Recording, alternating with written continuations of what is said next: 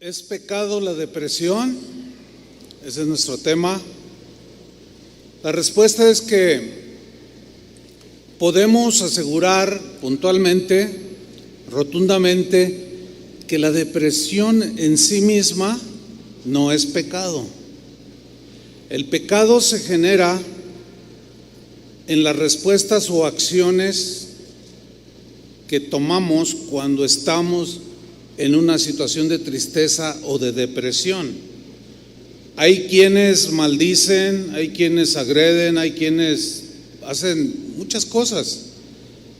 Por consiguiente, la depresión en sí misma no es pecado.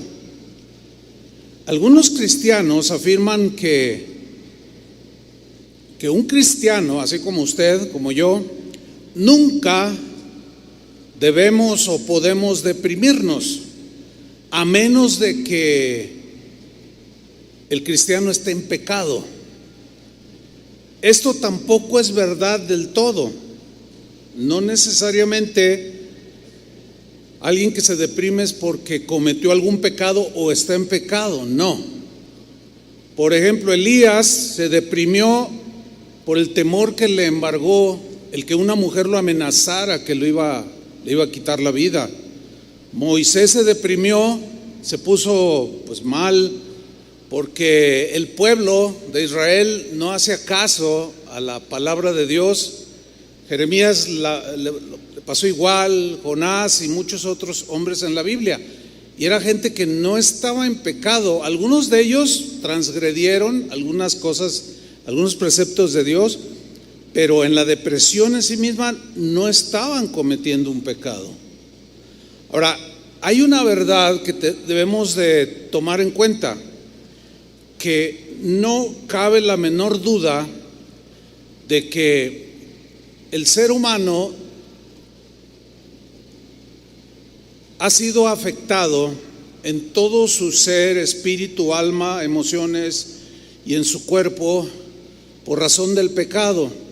De ahí se derivaron enfermedades del cuerpo que nos quitan la vida, o la misma vejez, pero también hay que estar conscientes de que puede haber en algunas personas desequilibrios psíquicos que no tienen que ver con pecado, ¿sí? Es decir, que personas pueden tener deficiencias, por ejemplo, en el cerebro, de producir ciertos químicos que se requieren para que el cuerpo tenga equilibrio, ¿sí? Por consiguiente, es importante entenderlo, que hay personas que sí están enfermas, tienen enfermedades de tipo mental. Cuando decimos de tipo mental, no estamos diciendo que están locas, ¿no? Porque luego a veces, está loca. No. Cuando hay fanatismo religioso, también se daña a las personas que se deprimen por causas físicas, ¿sí? Es un extremo decir cosas como: te falta fe si vas a ver al doctor. Es un extremo, ese es un fanatismo religioso. Jesús mismo dijo: los enfermos no necesitan sino de doctor, avalando que necesitamos la medicina que Dios de alguna manera permitió que se desarrollara para la protección y la cura de nuestro cuerpo. Hay otros que dicen que es pecado en sí mismo ir al doctor. Pues ¿cómo va a ser pecado? Entonces son exageraciones y son extremos y que rayan en el fanatismo religioso. No. Necesitamos ser muy entendidos para darnos cuenta que hay muchas cosas que dañan el ser humano, la psique humana, la conducta humana, aunque fundamentalmente el problema de los seres humanos es el pecado. No tenemos la menor duda. Hay quienes pueden tener severas crisis de depresión por algún problema fisiológico. En estos casos, fíjese, No está peleada la fe cristiana con que una persona o aún un cristiano que tenga este tipo de situaciones médicas, pues acuda a un tratamiento médico, profesional, ¿sí? Cuando algún cristiano o alguien cristiano o no cristiano no puede salir de una profunda depresión, hay que considerar la posibilidad de que tenga algún desequilibrio que tiene que ser tratado con los profesionales de la salud. Recuerdo haber tratado el caso de una familia que hablaban conmigo, me expresaban el problema que tenían con uno de sus hijos, un jovencito, que pues estaba allí presente cuando me estaban ellos comentando, y el niño así, la carita triste, así cabizbajo, y es que pues él siempre está triste, no tiene amigos, no quiere ir a la escuela. Oigan, ¿y estás físicamente, estás sano? No, pues sí, está sano. Y cuando yo hablaba con el niño, interactuaba y con los papás, sin duda que fue el Espíritu Santo, tuve un impulso del Espíritu Santo, y yo miraba al niño y yo tuve esa, pues esto es espiritual, ¿no? Nosotros los cristianos entendemos cuando decimos, tuve un sentir de parte de Dios, ¿no? Entonces yo le dije, ¿sabe una cosa? Les dije al matrimonio, les voy a pedir un favor, lleven al niño a que le hagan un chequeo médico, que lo revisen. Y no, pero él está bien. No, pero háganlo. Y ellos obedientes lo hicieron.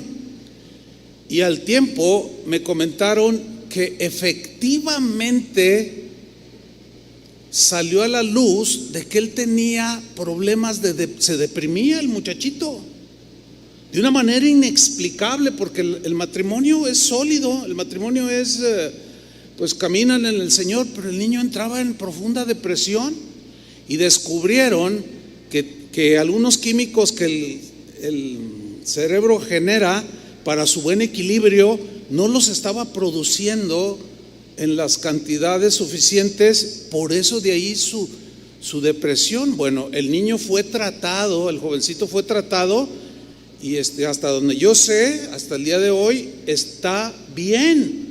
O sea, elevó sus niveles y está en una buena calidad de vida. Entonces, ¿es pecado la depresión? No es pecado. Sin embargo,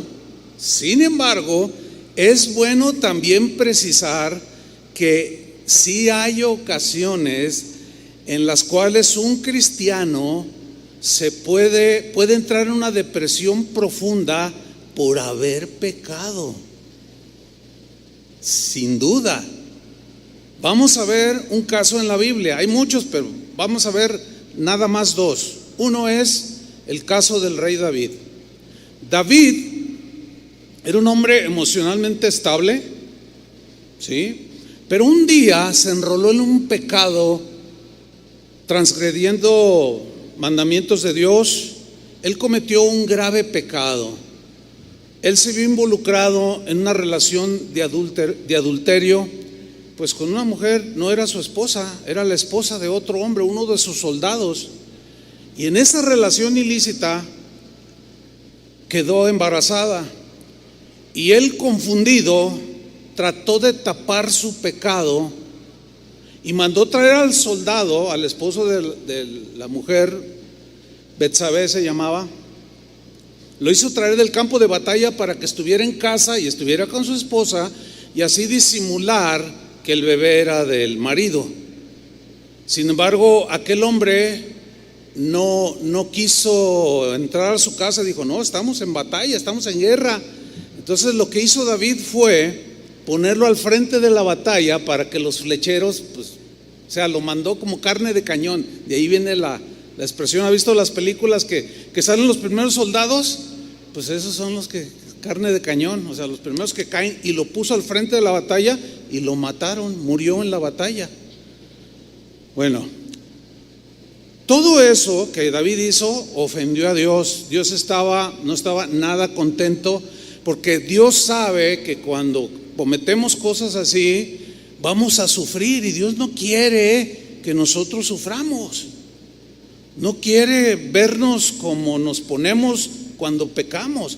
El asunto que hizo David fue, o el asunto que se le complicó más y que entró en una profunda depresión, fue que él tardó aproximadamente un año en solucionar ese pecado con Dios. Y él trató de esconder ese pecado, soportando el remordimiento de su conciencia, la condenación que su alma, que su espíritu sin duda sentía, la culpabilidad de haber hecho lo que hizo. Y esto provocó que se hundiera en una profunda depresión.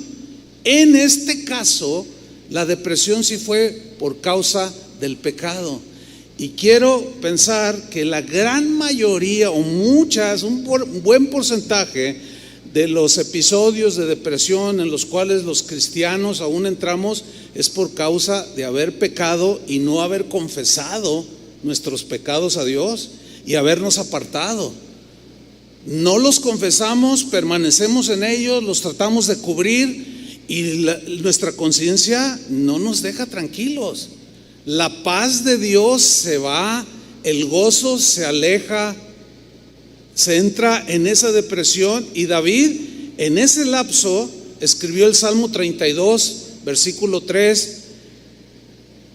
Y miren lo que dijo: mientras callé, o sea, cayó en cuanto a la confesión de su pecado, que lo tenía en ese momento en una depresión real.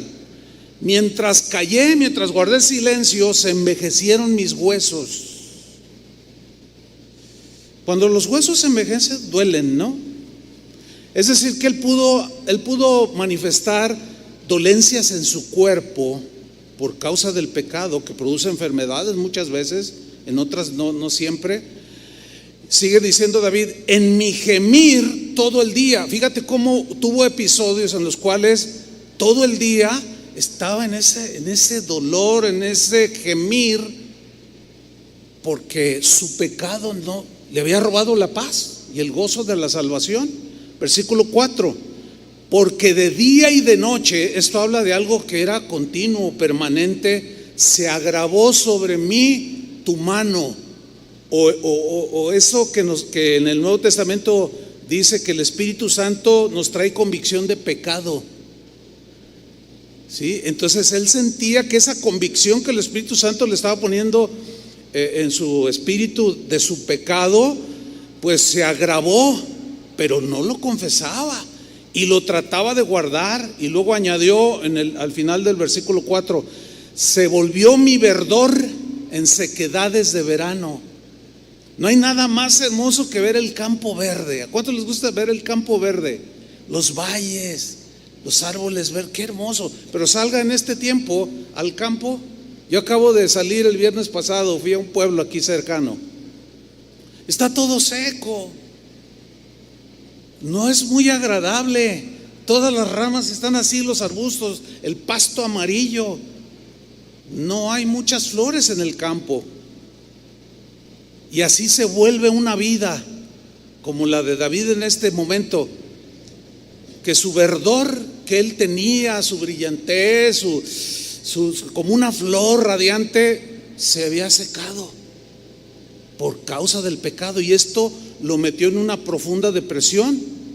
Pero un día llegó un profeta de parte de Dios y le dijo: mira, Dios sabe lo que hiciste. Y lo reprendió el profeta, y él se vio descubierto. Y cansado un día ya cansado, no pudo más, deprimido y triste, abatido hasta el suelo, buscó la paz de Dios otra vez en su corazón, buscó la paz de su alma. ¿Cuál era la solución? Confesar su pecado. Y de allí surgió el Salmo 51, que es un salmo. Cuando esté en su casa en una meditación, léalo completo, Salmo 51. Este salmo ha traído tanto verdor a los corazones secos, ha traído tanta esperanza, tanta confianza en Dios, ha devuelto la paz a infinidad de cristianos que por alguna razón se deslizaron, cometieron pecados, tenían la conciencia de pecado, pero no lo confesaban. Pero al encontrarse con este salmo, Dios, por medio del Espíritu Santo, los impulsó a beber de nuevo las aguas que refrescan y que riegan ese campo seco, y le volvió el gozo de su salvación. Vamos a leer algunos versículos del Salmo 51. Él comienza en ese profundo valle de depresión y al fin se decide por confesar su pecado. Y dice: ten piedad de mí, Dios, conforme a tu misericordia, conforme a la multitud de tus piedades, de tus bondades, borra mis rebeliones. He sido rebelde, me he rebelado contra tu palabra, me he rebelado a tu voluntad, y eso me tiene en este hoyo de depresión. Versículo 2: lávame más y más de mi maldad. Fíjese esta palabra, lávame, se entiende, eso es metafórico, es obvio, pero se entiende cuando lavamos la ropa, pues la ropa se limpia, ¿no? Queda limpia, se talla, se limpia y la suciedad se va. Entonces dice David: lávame más y más. La idea es como restregar, límpiame más y más de mi maldad. Reconozco que la maldad me ha envuelto el corazón, mi vida, mis acciones, y límpiame, le dice, de mi pecado, mi pecado. En el versículo 3, David hace algo muy importante que es preciso que nosotros pongamos atención a lo que hizo David, que estaba reconociendo ese profundo valle de depresión por causa de pecado. Aquí sí. Y dice en el versículo 3, aquí está el punto: porque yo reconozco mis rebeliones. Lean con atención: yo reconozco mis rebeliones. Ya no le puedo echar la culpa a nadie. No debo de echarle la culpa a nadie de mis acciones. Tengo que hacerme responsable de lo que yo hice. Porque vivió casi un año, quizás echándole la culpa a todo mundo por lo que había hecho. Y somos expertos en acusar a los demás y justificarnos, echándole la culpa a otros de lo que nosotros hacemos. Mientras que una persona, sea cristiana o no sea cristiana, pero hablando a los cristianos, no confiese su pecado, no reconozca, como David lo está diciendo aquí, yo reconozco mis rebeliones, mientras no lo reconozca, va a seguir en ese valle profundo de depresión. Y va a estar buscando el abrazo de todo mundo y va a seguir igual. Y por más que cante y que diga y que cite versículos y aún diga: ay, este versículo me bendice, pero si no confiesa su pecado, va a seguir igual. Si no confiesas tu pecado y te apartas, vas a seguir igual. Pero malas noticias, puede empeorar. David nada más aguantó un año y no sé cuánto puedas aguantar tú, pero es algo que consume horriblemente los sentimientos de una persona, el alma, el espíritu de una persona, y obviamente se refleja en enfermedades del cuerpo, que vas al médico y te hacen estudios de todos y dicen: no, es que no tiene nada, pero es que son lo que llaman los médicos enfermedades psicosomáticas que se originan acá y que a ti te duele todo, pero médicamente no tienes nada. ¿Sí saben de lo que hablo? Entonces David dice: yo reconozco mis rebeliones, yo no puedo evadirlo, reconozco. Y luego añade: y mi pecado está siempre delante de ti. Es decir, los pecados que David cometió estaban delante de Dios siempre, mientras no los confesaba. Ahí estaban. Dios miraba su pecado y atrás a David, y el pecado nubla la vista de Dios de verte a ti porque está entre tú y Dios. Y mi pecado estaba delante de ti y me secaba y me secaba y me hundía cada vez más. Sin embargo, reconozco, Señor, reconozco mis rebeliones. Y luego el versículo 4 dice: contra ti solo he pecado. Eso es muy importante hacerlo, porque es contra Dios de facto que pecamos. Cuando pecamos es directamente, en primer lugar, contra Dios. También pecamos en contra del prójimo. Pecamos de pensamiento, palabra y también de omisión, porque el que sabe hacer lo bueno y no lo hace, la Biblia dice que es pecado. Entonces David dice: contra ti solo he pecado. Así como el hijo pródigo, cuando se fue del hogar, ¿recuerdan la historia? Que fue y desperdició todos los bienes, la herencia, y un momento de malo, de depresión, de tristeza, de haberse dado cuenta el error que había cometido con sus hechos. De pronto dice que volvió en sí y dijo: iré a la casa de mi padre y le diré: Padre, he pecado contra el cielo y contra ti.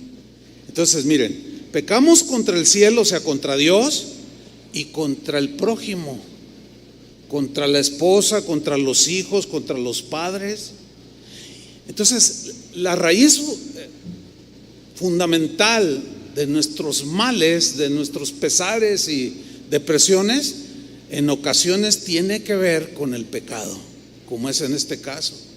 Así es que cada uno de nosotros vaya recibiendo lo que considera que Dios, a través de su palabra, está ministrándole en esta enseñanza. En el versículo 51:8 dice: hazme oír gozo y alegría. ¿Por qué le dice hazme oír gozo y alegría? Porque había perdido el gozo, la alegría. Uno de los rasgos distintivos del recién convertido, acuérdense cuando recién se entregó a Cristo, ¿cuál fue? El gozo. Había un gozo que quería compartirle a todo mundo. Había una alegría. Usted despertaba y parecía una rosa llena del rocío de la mañana, con un color maravilloso. Había esa paz, esa alegría. Pero el pecado roba el gozo y la alegría de Dios. ¿Qué es lo que precisamente David está diciendo? Hazme oír gozo y alegría, porque ya no lo tengo. Y se recrearán los huesos que has abatido. Dice el versículo 9: esconde tu rostro de mis pecados y borra todas mis rebeliones. Una vez platicando con una hermana que es psicóloga y un hermano, bueno, es un matrimonio en sí, los dos son psicólogos, me decía: fíjese, pastor, que nosotros donde trabajamos para el gobierno y atendemos gente que trabaja para el gobierno. Y me decían: fíjese que con lo que nosotros hemos aprendido de cristianos y con lo que sabemos de psiquiatría y de psicología, dice, fíjese que nosotros hablamos con los que necesitan la atención psicológica o psiquiátrica y les presentamos la palabra de Dios y los llevamos al punto de que reconozcan sus maldades, porque todo mundo se excusa. Todo mundo se excusa. Y yo les he dicho esto: vayan a la penal, pregúntenle a los presos qué hicieron y todos son inocentes. Todos dicen: por culpa de aquel lo maté, por culpa de aquel esto, porque me provocó pero nadie es culpable. Entonces estos hermanos me decían: pastor, no cabe duda que la mejor terapia que un ser humano puede recibir, que lo levanta de manera notable, es saber que Dios puede y quiere perdonar todos sus pecados y sus maldades. Mira, el saber que cuando tú llegaste a Cristo y fuiste lavado con su sangre y tus pecados fueron perdonados, te levantó, ¿sí o no? Hubo una transformación, un despertar a la vida espiritual y hacia Dios, que sentías que lo amabas con todo el corazón.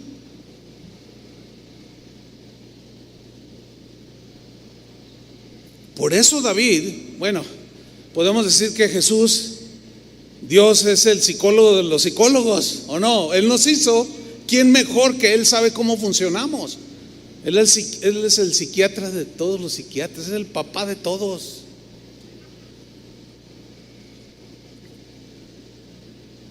En el versículo 10, David, después de confesar sus pecados y decir, borra mis rebeliones, y creer que Dios lo estaba haciendo al confesar su pecado, le hace una petición. Le dice: crea en mí, Dios, un corazón limpio, un corazón que deje la venganza a un lado, el resentimiento, la amargura, el odio, el enojo. Limpia mi corazón. ¿Recuerdan que Jesús dijo: bienaventurados los limpios de corazón, porque ellos verán a Dios? No solo en aquel día o algún día lo veremos cara a cara, sino lo verán obrar alrededor de sus circunstancias. Lo verán con ojos espirituales, cómo obra a su favor en la vida cotidiana. Por eso David le dice: Señor, limpia mi corazón. Y esa debe ser una oración continua de nosotros los cristianos. Señor, no quiero sentir esto, limpia mi corazón. Él lo va a hacer. Pero hay que reconocer, hay que clamar y reconocer nuestros pecados y recibir el perdón de Dios, y tú te vas a ir dando cuenta cómo tu vida vuelve a reverdecer. Crea en mí, oh Dios, un corazón limpio, renueva un espíritu recto, correcto, que haga tu voluntad dentro de mí. ¿Cuántos quieren esto? Ahí está.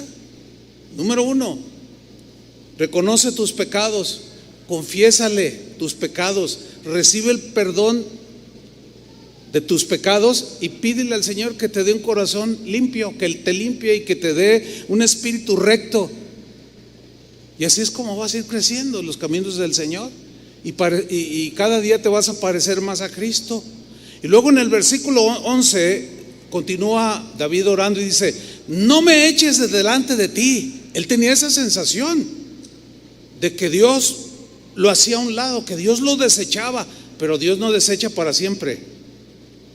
Nosotros somos los que tenemos esa percepción mientras no confesamos ni reconocemos nuestros pecados. Y Él le dice: no me eches delante de ti y no quites de mí tu Santo Espíritu. Él tenía sensaciones de vacío espiritual. No quites de mí tu Santo Espíritu. Miren, en el Antiguo Testamento solamente los reyes, los profetas y los sacerdotes eran aquellos en los que el Espíritu Santo reposaba de manera permanente. El pueblo en general no. Sin embargo, en el Nuevo Testamento el Espíritu Santo viene a nosotros a hacer morada. Jesús dijo: yo me voy a ir, pero les voy a enviar otro consolador. ¿Se acuerdan? El Espíritu Santo, el Espíritu de verdad, el cual vivirá en ustedes y permanecerá en ustedes.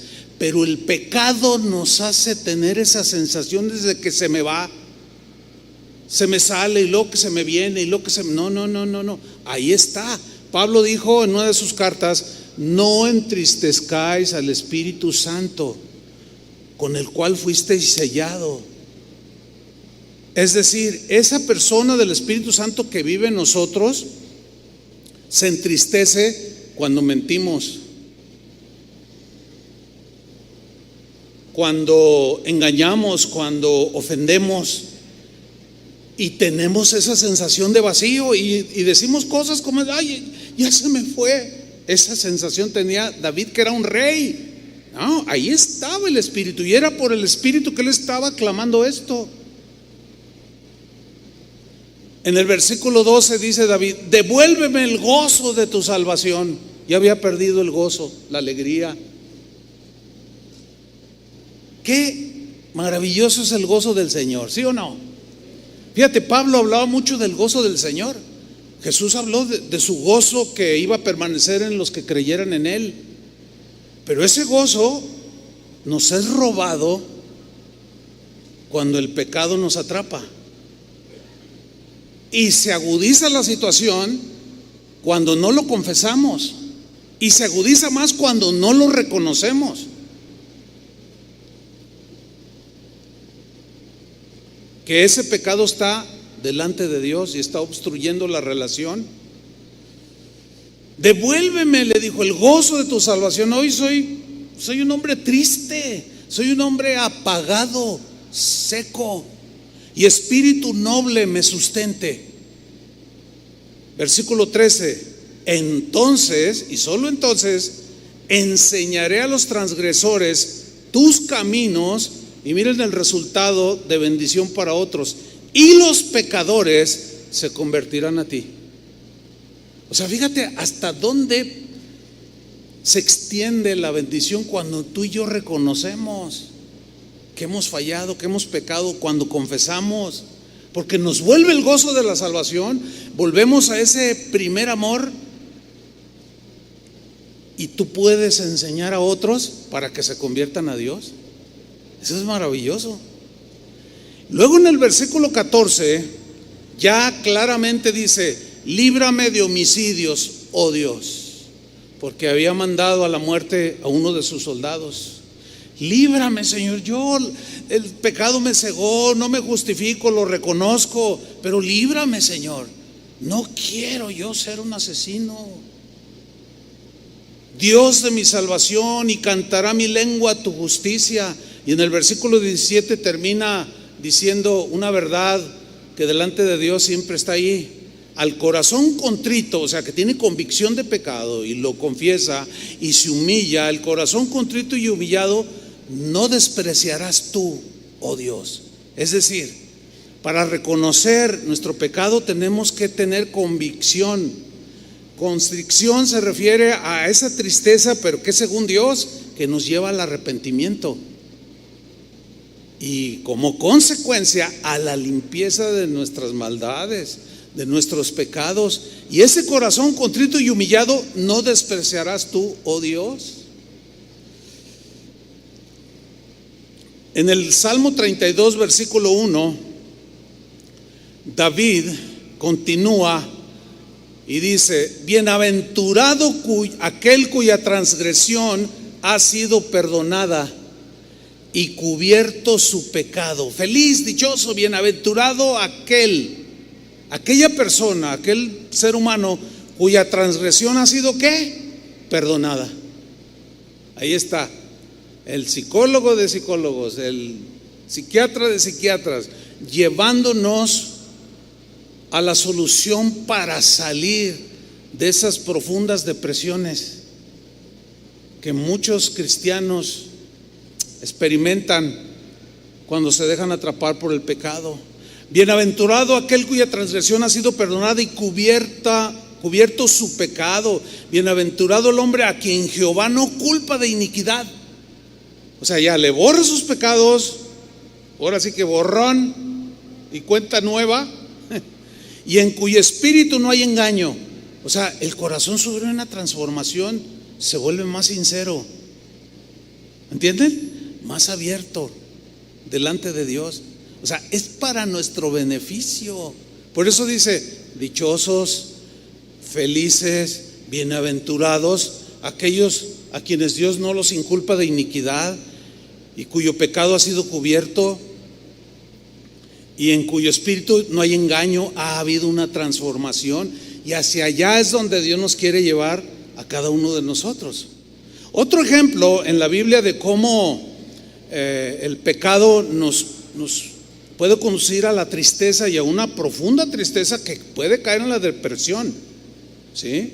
En el ámbito médico no puedo meterme porque no soy médico, ¿verdad? Les mencioné que hay desequilibrios y traumas psicológicos que afectan a mucha gente, cristianos y no cristianos, pero eso debe de ser tratados por los médicos. Pero en lo espiritual sí tengo autoridad para enseñar lo que estoy enseñando, porque ahí está en la Biblia. Y en este caso, esta es mi labor. Cuando Jesús fue negado por Pedro, Pedro pecó. Esto lo hizo entrar en una profunda tristeza. Se sintió como, quién sabe cómo se ha de haber sentido. Yo más o menos trato de imaginarme como el peor, como el traicionero, como el peor. Vamos a leer rápido, Lucas 22:54. Voy a leerlo en la versión en lenguaje actual.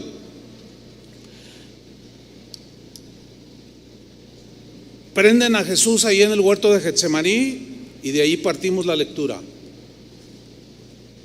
Los que arrestaron a Jesús lo llevaron al palacio del jefe de los sacerdotes. Acuérdense que cuando lo agarraron todos corrieron, dice en otros de los evangelios. Aquí dice, Pedro lo siguió desde lejos. No se sabe a qué distancia, pero me imagino que más de 50 metros no ha de haber sido. O sea, huyeron, pero él algo le llamaba, algo como queriendo hacer algo. De hecho lo intentó. ¿Se acuerdan que sacó la espada y le cortó la oreja a uno de ellos? Jesús le dijo, no, así no, guarda la espada. Entonces cuando ya lo agarran, todos corren y Pedro lo va siguiendo de lejos. Estaba confundido, estaba impactado. Cosas que nos pueden suceder a nosotros.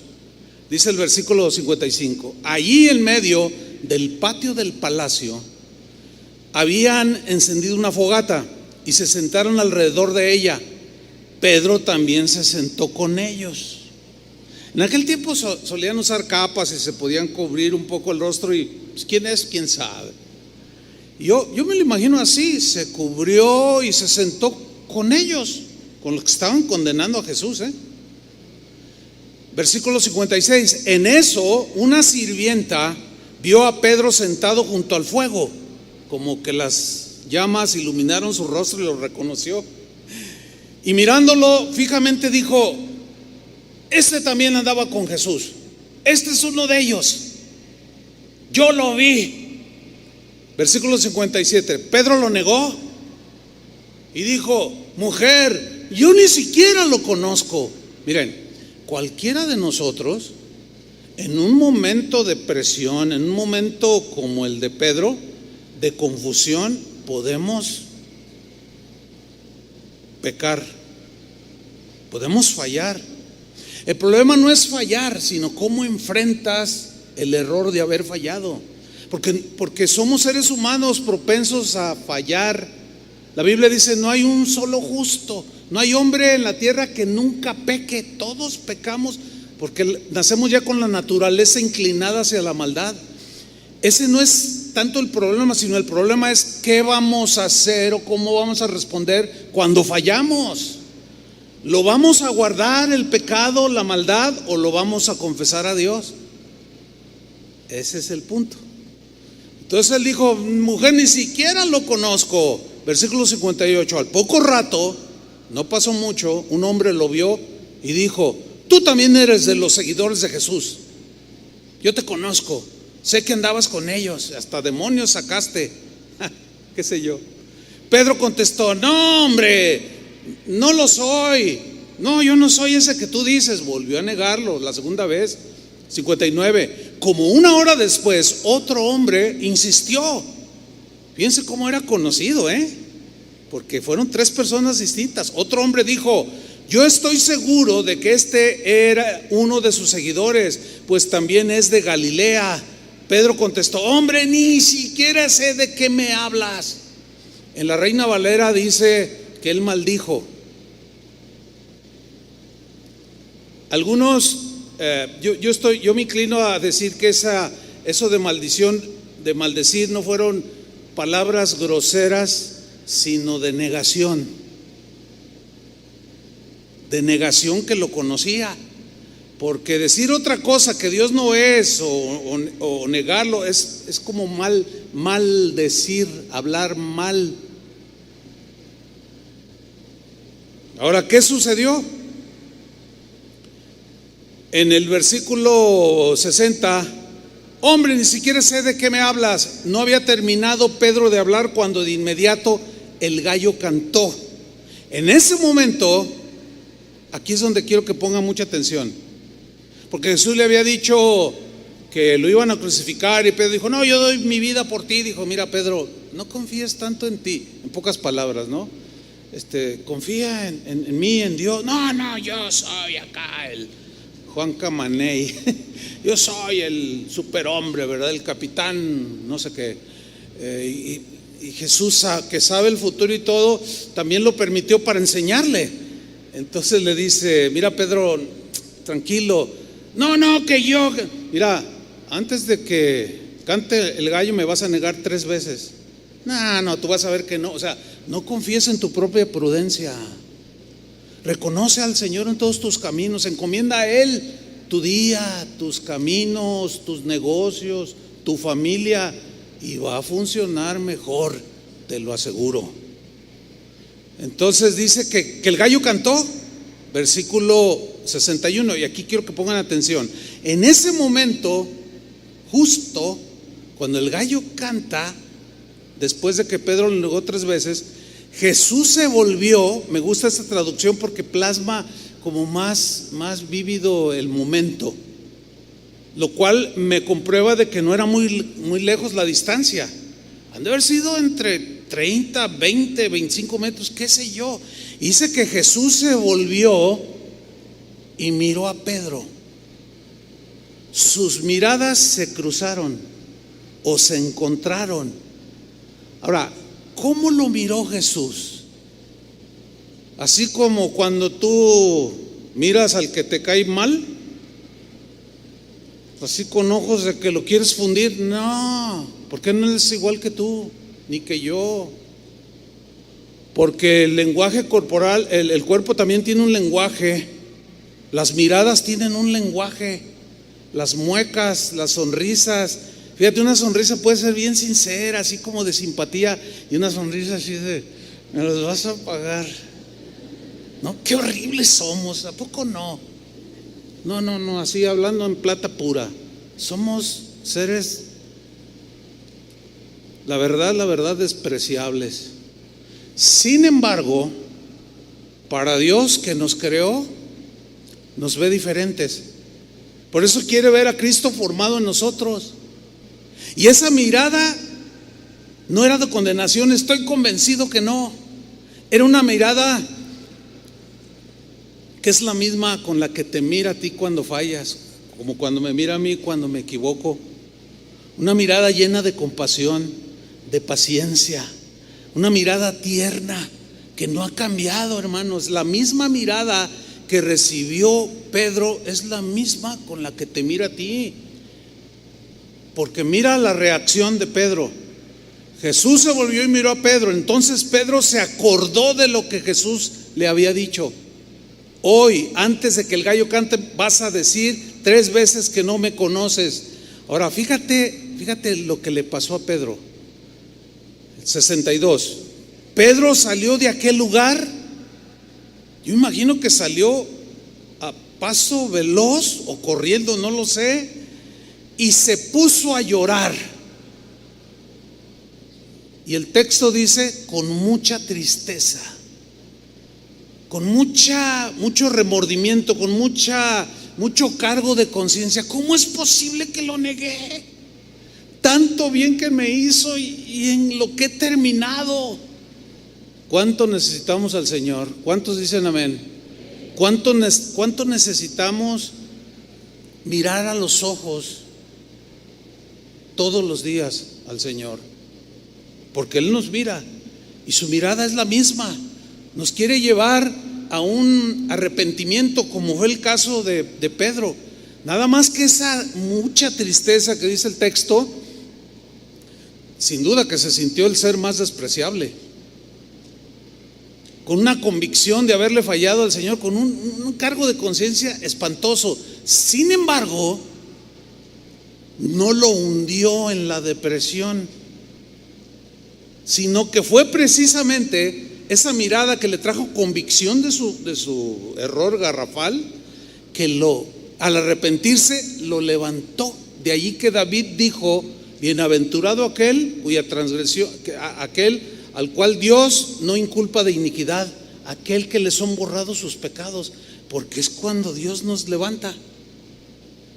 Ahora, voy a tocar un punto a continuación que es muy complejo, no es fácil de tratar, es incluso muy controversial entre los cristianos o dentro del cristianismo, y es el tema del suicidio.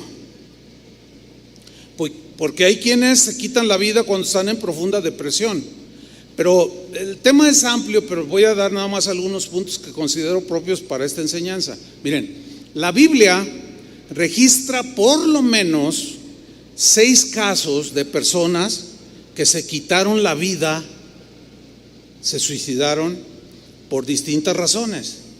El primer caso de un suicida que la Biblia menciona es el de un hombre llamado Abimelec. ¿Quién era este hombre? Bueno, no vamos a leer todo, nada más un texto, pero en el libro de los Jueces, ahí se ve que Abimelec era un hombre malo, era un hombre sanguinario, era un asesino que no le importaba despojar ni quitarle la vida a quien sea. Era desalmado, un hombre malo, para que usted entienda.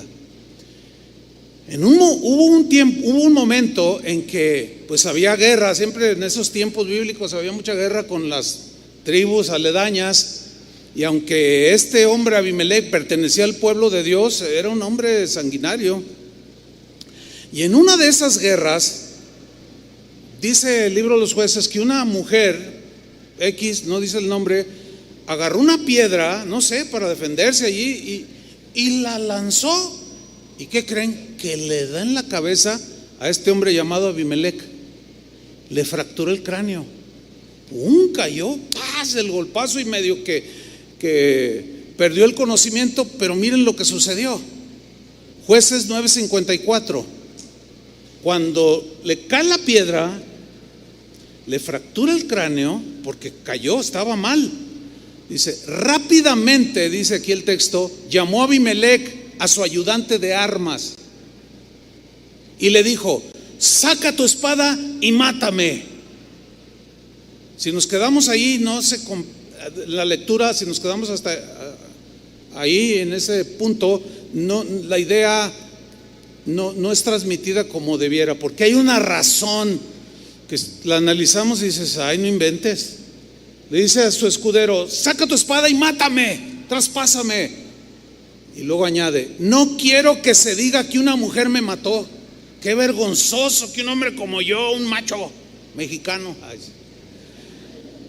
en la guerra una señora agarra una piedrita y me la lanza y me tumbó, y aquí estoy, ya no puedo levantarme, estoy mal. Bueno, se asume que le fracturó el cráneo.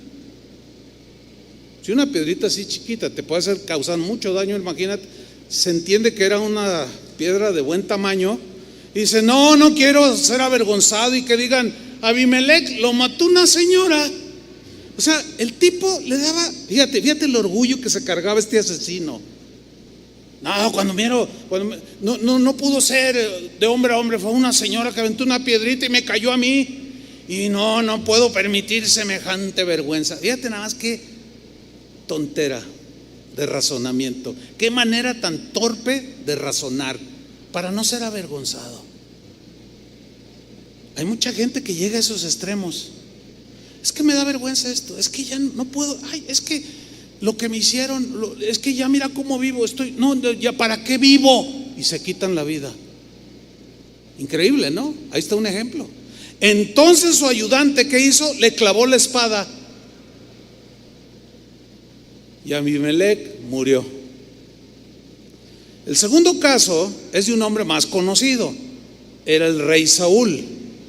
Sabemos que era un hombre celoso, era un hombre envidioso, era un hombre, y era del pueblo de Dios, pero no trataba sus asuntos delante de Dios y los guardaba. Ese es el punto. Él odiaba a David, le tenía muchos celos, era un hombre ególatra, era un hombre soberbio. Un día hubo una batalla con los filisteos y matan a 3 de sus hijos. Entre esos estaba Jonatán, el más destacado, uno de los personajes más destacados de la Biblia, porque se ve que era un hombre pues íntegro, derecho, y en esa batalla mueren sus 3 hijos. En esa misma batalla él resulta herido. Se entiende que al grado de ya no poder combatir. Y al verse en esa condición, miren lo que hizo. 1 de Samuel 31:4 en la versión en lenguaje actual. Entonces Saúl le dijo a su escudero: saca tu espada y mátame, le dijo. Hazlo antes de que vengan estos extranjeros idólatras. Yo no voy a permitir que un idólatra me tome mi vida. ¿Qué es eso? Fíjate nada más las condiciones. Hay gente así. Prefiero quitarme la vida. Qué irracional. Estos no estaban desquiciados mentales, ni tenían defectos ni problemas psíquicos en sí. Eran cosas de pecado, eran gente mala, sanguinaria, que no confesaba a Dios sus pecados. Y ese es el punto con nosotros, hermanos, que sí hay un peligro de que termines mal si no confiesas tus pecados y Dios te devuelve el verdor de un árbol que da su fruto en su tiempo. Sigo leyendo. Hazlo antes que vengan estos extranjeros idólatras, de lo contrario se burlarán de mí. Ahí está. Ay, no, yo no quiero que se burlen de mí. Y me rematarán. Pero miren la reacción. Pero su escudero tenía tanto miedo que no se atrevió a matarlo. Entonces, ¿qué sucedió? Saúl tomó su espada, la cacha de la espada, la apoyó en el suelo y se echó sobre la espada. Qué forma de morir. Se quitó él mismo la vida. Sí. Bueno, no se imaginen, está muy desagradable la escena. Pero apoya la espada y se lanza y es traspasado. Y ahí queda el rey Saúl. Qué manera tan impresionante y tan más triste de acabar los días, ¿no creen? ¿Todo por qué? Puro orgullo. Que no se burlen, que yo soy el mero mero y que no sé cuánto y que nadie me quiere y que estás así, piensas así, hablas así, porque sin duda o es probable que haya pecados que están delante de Dios y no los has confesado. Y estás ahí y hay un riesgo, hermanos, créanmelo. El siguiente caso es el mismo escudero de Saúl. En el capítulo 31, versículo 5, sigue inmediato, dice: al ver muerto a Saúl, o sea el escudero, también el escudero se echó sobre su espada y se mató. Aquí vemos a un discípulo siguiendo el ejemplo de su maestro. De ahí que todo padre de familia debe ser de ejemplo a sus hijos. Toda madre debe ser ejemplo. Todo maestro en las escuelas deben de ser ejemplo. Todo ministro del evangelio debe ser ejemplo. Porque la gente tiende a imitar, desgraciadamente imitan más lo malo que lo bueno. Y ya no tengo rey, ya no tengo nada, pues yo también ahí voy. Y se quita la vida de manera tan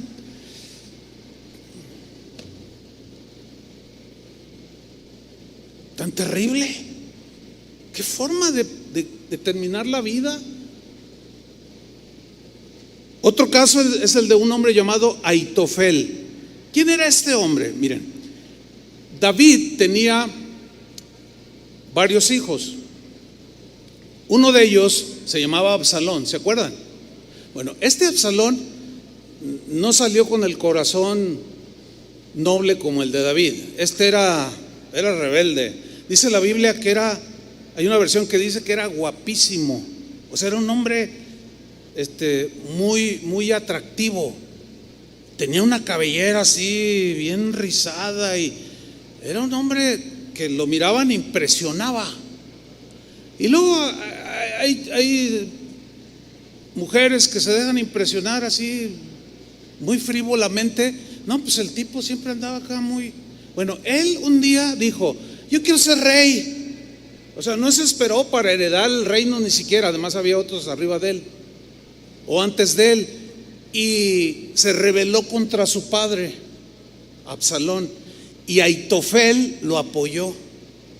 Le digo: sí, tú eres el más guapo, tú eres el mejor, sí, yo te apoyo. Y se nombró rey, se autoproclamó rey. Le dio un golpe de estado a su padre. Era un traicionero.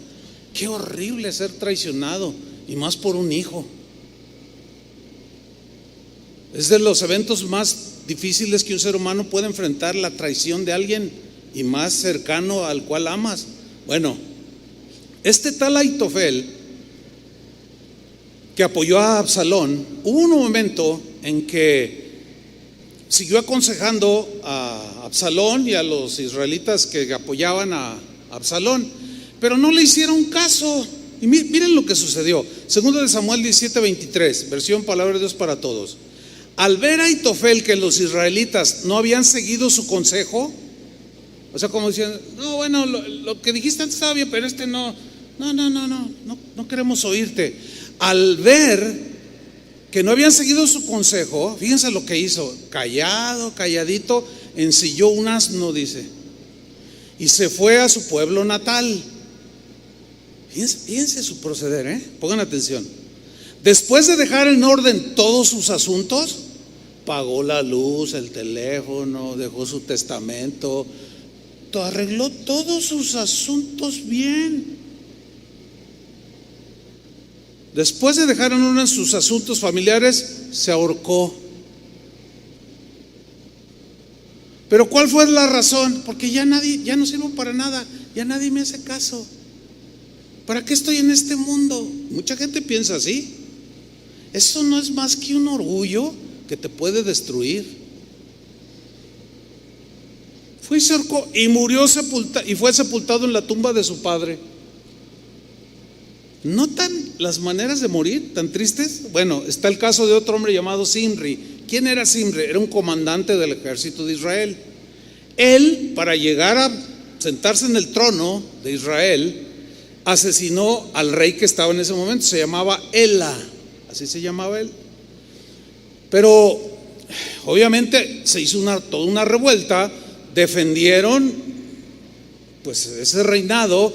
Se vio acorralado por los que estaban del lado del rey que él había asesinado. Era un asesino. Miren lo que hizo. Primera de Reyes 16:18. Al ver Zimri tomada la ciudad, se metió en el palacio de la casa real, se encerró y prendió fuego a la casa consigo dentro. Qué horrible, hermano. ¿Te puedes imaginar? Selló las ventanas, las puertas, luego prendió fuego para morir quemado. O sea, ¿por qué llegan a ese grado? Era un asesino. Nunca, y era del pueblo de Dios, decía que era del pueblo de Dios, pero asesinó, despojó, todo a mansalva. Nunca confesó, nunca reconoció. Era un hombre vacío, seco. Y cuando vio sus aspiraciones truncadas, se quemó él mismo. Qué horrible, hermanos. Ahora quiero que vean el versículo 19. Así murió este hombre por los pecados que había cometido. ¿A dónde lo llevaron sus pecados no confesados? Al suicidio, hermanos.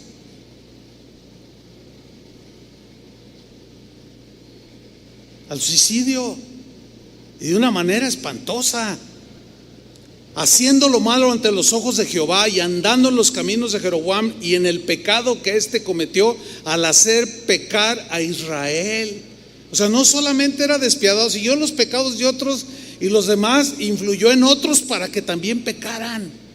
Con razón Jesús dijo: ay de aquel que haga tropezar a uno de los que me siguen. Más le vale que se amarre una piedra de molino que pesaba más de 500 kilos y se tire al mar, que hacer tropezar a uno de estos pequeños que me siguen.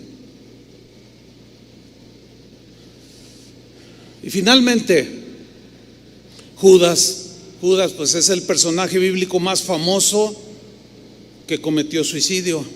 Todos conocemos la historia. Traicionó a Jesús, su ambición lo llevó a ese punto de pedir una recompensa para traicionar a Jesús. Le entregan 30 monedas de plata, que era mucho dinero en ese tiempo. Y dice Mateo 27:3: entonces Judas, el que lo había entregado, viendo que era condenado, o sea Jesús, de pronto sucede algo.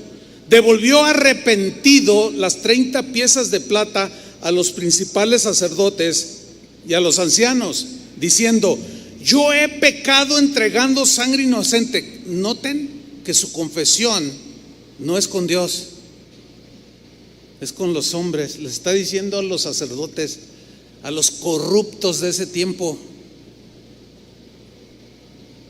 Entró en un remordimiento tan profundo de ver que un inocente, él sabía que Jesús era inocente. Entonces reacciona. Aquí dice arrepentido, pero ese arrepentimiento no es el arrepentimiento de Pedro que lo hizo volver a su relación con el Señor, porque aquí se ve el resultado. Fíjate, los dos sin duda sintieron depresión, pero en el caso de Pedro, él se levantó y se agarró de esa mirada de Jesús llena de compasión y aceptó el perdón y se levantó y llegó a ser el apóstol Pedro. Pero Judas no. Judas dice el versículo 4 diciendo: yo he pecado entregando sangre inocente. Pero ellos le dijeron: ¿qué nos importa a nosotros? Allá tú. Entonces, arrojando las piezas de plata en el templo, salió y fue y se ahorcó. En estos casos de suicidio en la Biblia, quiero hacer algo puntual. Necesitamos notar con claridad que estos 6 casos de suicidio en la Biblia todos eran hombres sanguinarios que pertenecían al pueblo de Dios.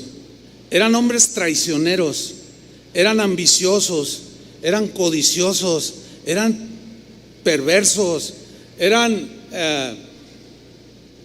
asesinos, eran pecadores empedernidos sin temor de Dios. Esto es importante subrayarlo, porque quienes cometieron suicidio en la Biblia, estos rasgos eran muy notorios, nunca confesaban y terminaron quitándose la vida ellos solos. Esto es importante mencionarlo. ¿Por qué? Les voy a decir por qué. Porque en estos últimos tiempos, ya hablando aquí con nosotros, aquí en el siglo XXI, últimamente, de 5 años para acá, ha cobrado auge una enseñanza dentro del cristianismo y que las redes sociales se han encargado de difundir. Ha surgido una enseñanza que es sumamente peligrosa. Algunos maestros cristianos están diciendo cosas perversas respecto a qué sucede con un cristiano que se suicida. Hace 5 o 6 años aproximadamente atrás, hubo un evento donde había varios miles de personas, había varios predicadores. Hubo una sesión, como una mesa redonda, donde los presentes hacían preguntas a los pastores, los maestros de la Biblia.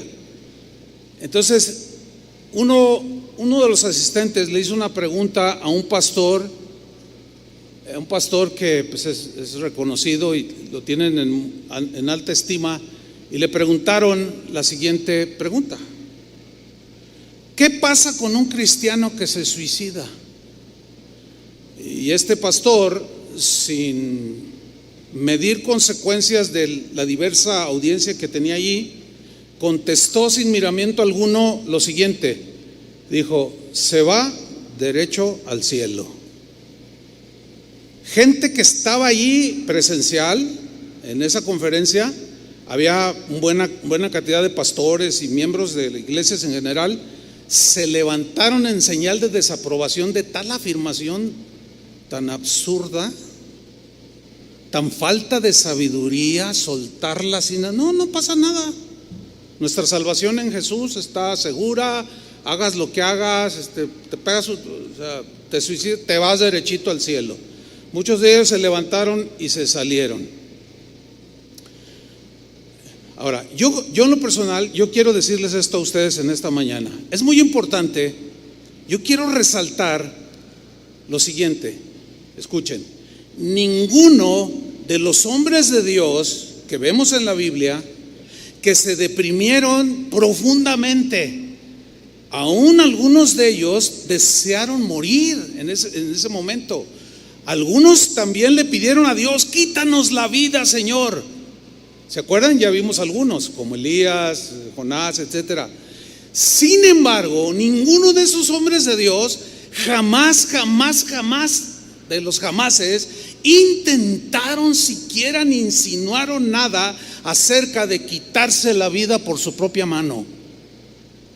Pero aquellos que no confesaron sus pecados, como los ya mencionados, asesinos, perversos, mentirosos, traidores, esos tomaron su vida en sus manos. Entonces, ¿cómo se puede decir a una audiencia que quién sabe cómo andan con el Señor? Decir, no, pues ¿sabes qué? ¿Te sientes mal? ¿Y qué pasa si me suicido? Pues no te pasa nada, te vas derechito con el Señor. Wow.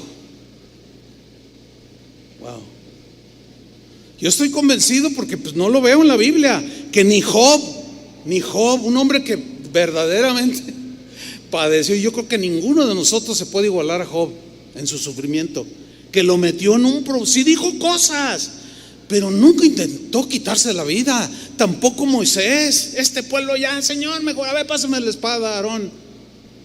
No, ni por aquí, ni Elías, ni Jonás, tampoco David, ni Pedro. Ninguno de estos hombres hicieron un intento así, ni siquiera insinuaron. Miren, hermanos, escúchenme bien, cristianos. Yo prefiero equivocarme 1,000,000 de veces y decirles: ¿saben una cosa? Si te quitas la vida, te vas a ir al infierno. Me preferiría equivocarme si este fuera el caso, de decirles: ¿sabes qué? Si te quitas la vida y tomas tu vida en tus manos, te vas a ir al infierno, que decir: no, pues no pasa nada y te vas al cielo. Prefiero 1,000,000 de veces equivocarme.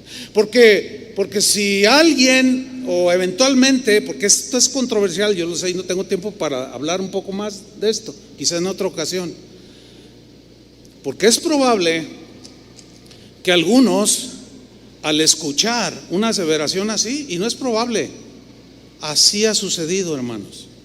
Yo he conocido casos de primera mano, de gente que estaba en depresión, oyeron lo que dijo este pastor famoso y se quitaron la vida.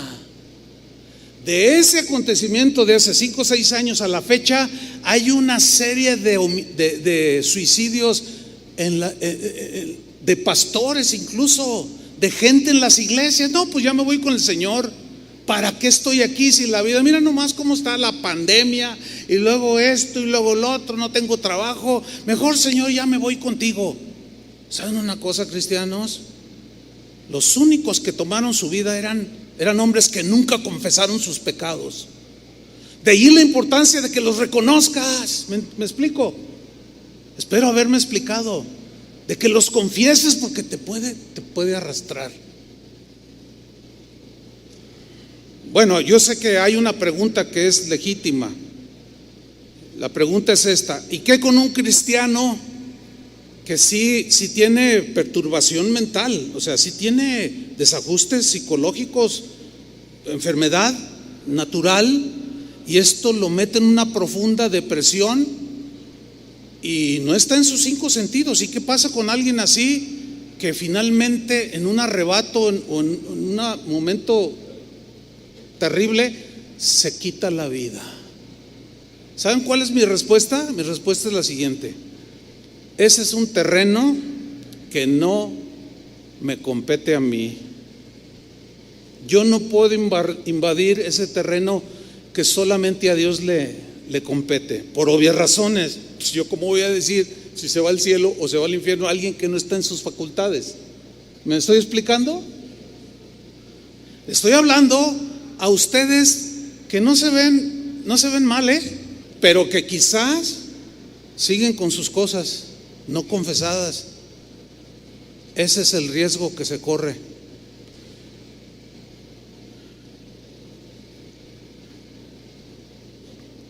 Lo que sí puedo yo decir es que un verdadero cristiano puede caer en una depresión. Eso sí, estoy consciente. Incluso una depresión profunda. Un verdadero cristiano puede experimentar eso como cualquier ser humano. Puede incluso desear la muerte, pero jamás intentará quitarse la vida. Jamás. Miren lo que dice Primera de Juan capítulo 3 versículo 14.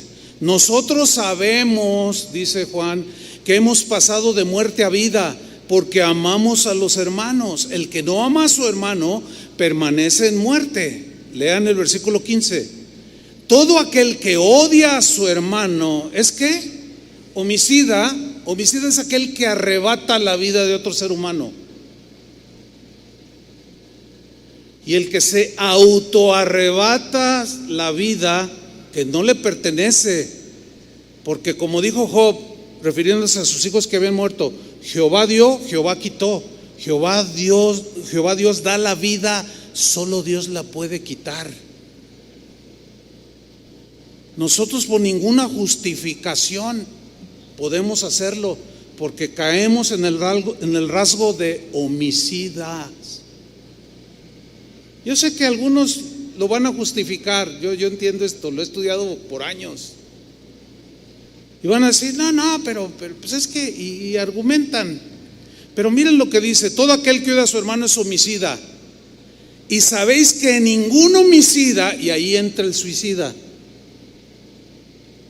lo quieran o no, lo acepten o no, porque un homicida es el que quita la vida y un suicida es el que quita una vida, su propia vida. Y sabéis, que es lo que muchos quieren ignorar, sabéis que ningún homicida tiene vida eterna permanente en él. Yo prefiero creer lo que dice la Biblia que lo que dicen los maestros, porque nos podemos equivocar, pero hay de equivocaciones a equivocaciones. Finalmente, hermanos, Pablo, sin duda, un hombre que fue apedreado, perseguido, naufragó, lo quisieron matar quién sabe cuántas veces, lo apedrearon,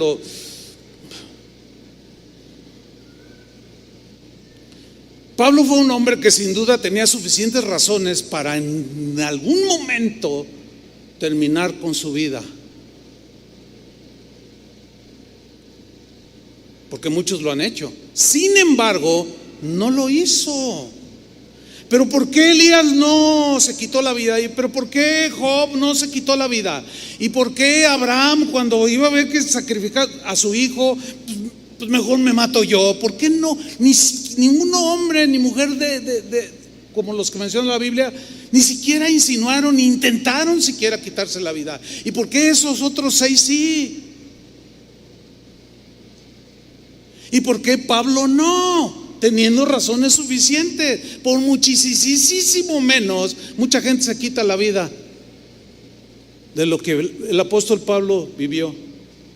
Es más, Pablo ni siquiera avaló un eventual suicidio de un cristiano, mucho menos insinuó la opción para un cristiano de salir por la puerta falsa del suicidio, y mucho menos asegurar o enseñar que el que se quita la vida se va al cielo. para nada.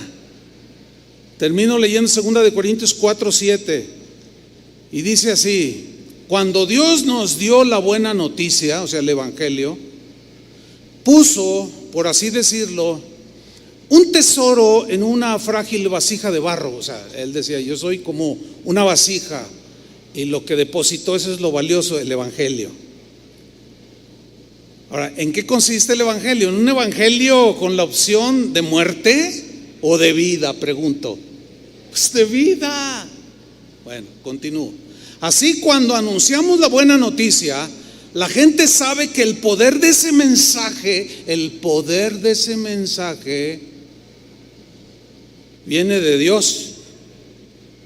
El mensaje de Dios es tan poderoso que puede sacar a la persona más deprimida del hoyo más profundo, como a Job, como a Elías, como a Jonás, como a Pablo, como a Pedro.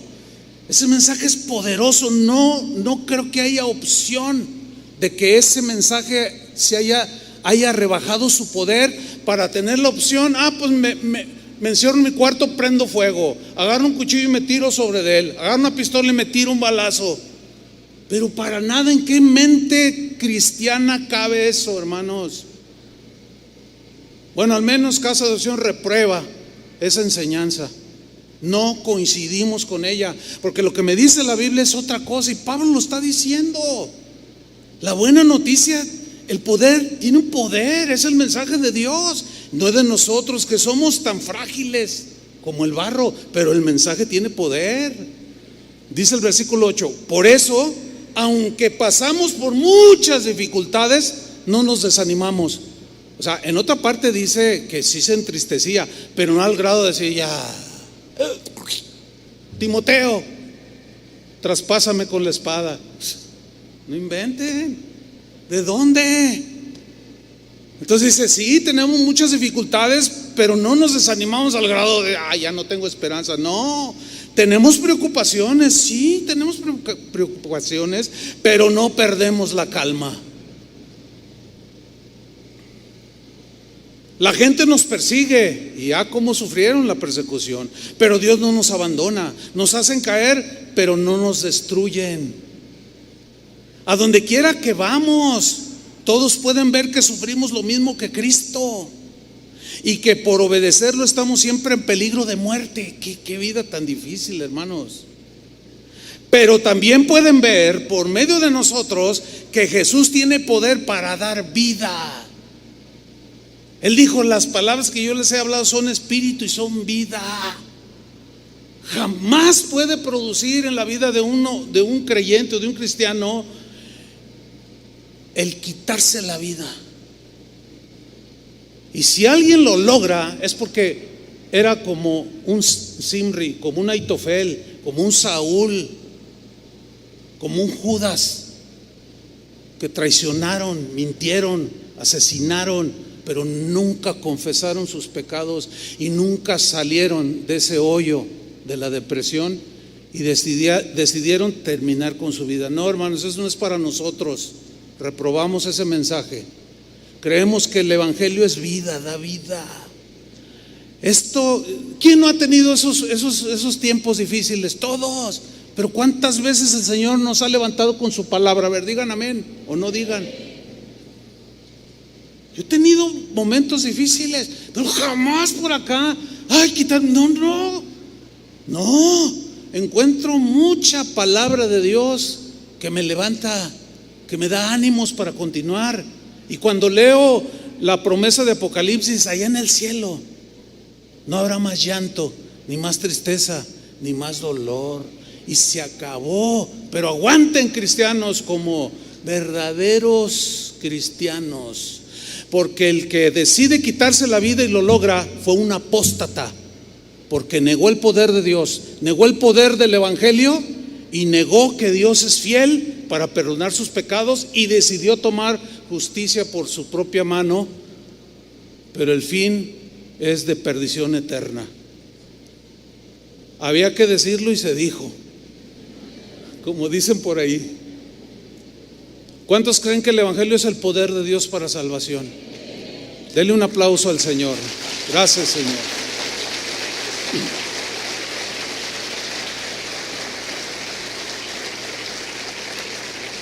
Pónganse de pie, hermanos, por favor. Y con tus manos levantadas en señal de rendición, reconoce tus pecados. Dile: Señor, sí he pecado, mi pecado está delante de ti. Reconozco mis rebeliones, Señor. Quiero salir de este hoyo, de este vacío.